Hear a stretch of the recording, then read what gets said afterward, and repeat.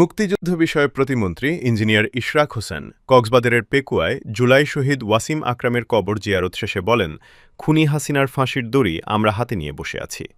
তিনি হুঁশিয়ারি দিয়ে বলেন, বিদেশে অবস্থান করে যারা পুনরায় বাংলাদেশে ফ্যাসিবাদ প্রতিষ্ঠার হুমকি দিচ্ছে তারা নিজেদের বিলুপ্তপ্রায় রাজনৈতিক অস্তিত্ব টিকিয়ে রাখার চেষ্টা করছে।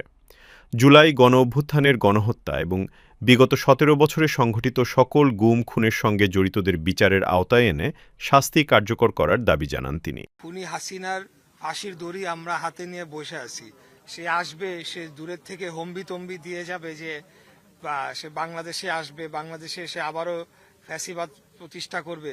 সেটা আমি মনে করি যে কেবলমাত্র তাদের রাজনৈতিক যে তারা যে বিলুপ্ত প্রায় হয়ে চলেছে সেটিকে কোনো রকমে জিয়ে রাখার জন্য এই ধরনের বক্তব্য তারা দিয়ে চলেছে। দেখেন, আমি নিজে একজন জুলাইয়ের সপক্ষের একজন ব্যক্তি হিসেবে, একজন রাজনৈতিক কর্মী হিসেবে এবং ফ্যাসিবাদ বিরোধী যে আন্দোলন ছিল সেই আন্দোলনের একজন রাজপথের কর্মী হিসেবে আমি চাই যে যারা জুলাই অভ্যুত্থানে যে গণহত্যা সংগঠিত হয়েছে সেই গণহত্যার সাথে যারা জড়িত ছিল, যারা নির্দেশদাতা ছিল, যারা সেই নির্দেশ পালন করেছে ফিল্ড পর্যায়ে, এবং বিগত ১৭ বছরের যে ফ্যাসিবাদ বিরোধী আন্দোলনের সময় যত গুম খুন হত্যাকাণ্ড সংঘটিত হয়েছে, তো অর্থাৎ আওয়ামী লীগের সময় বিগত ফ্যাসিবাদী খুনি হাসিনার সময় সকল হত্যাকাণ্ডের সাথে যারা জড়িত সকলের বিচার হোক, এটা আমি মনে প্রাণে চাই এবং আমি এটার জন্য কাজ করে যাব।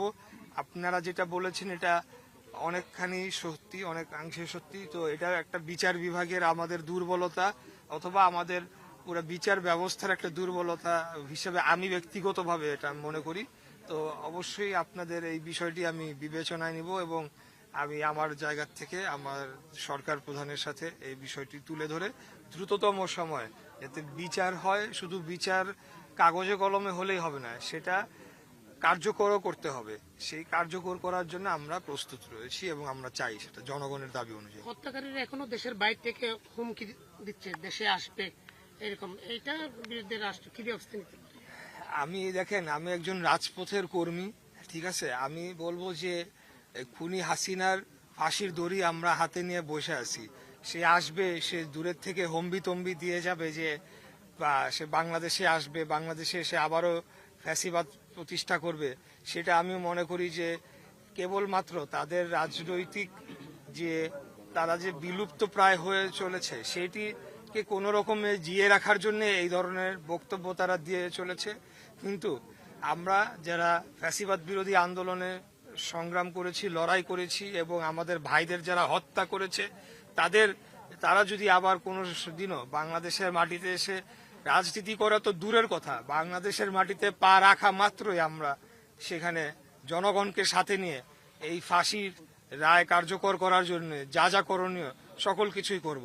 আমরা একটা সময় ছিল যখন আমরা আন্দোলন সংগ্রাম করেছি, আমরা ধরেই নিয়েছিলাম যে আমরা শহীদ হয়ে যাব, আমরা আর মনে হয় স্বাভাবিক জীবনে আমরা ফেরত আসতে পারবো না। তো আমরা সেই জায়গা থেকে ফেরত আসি নাই।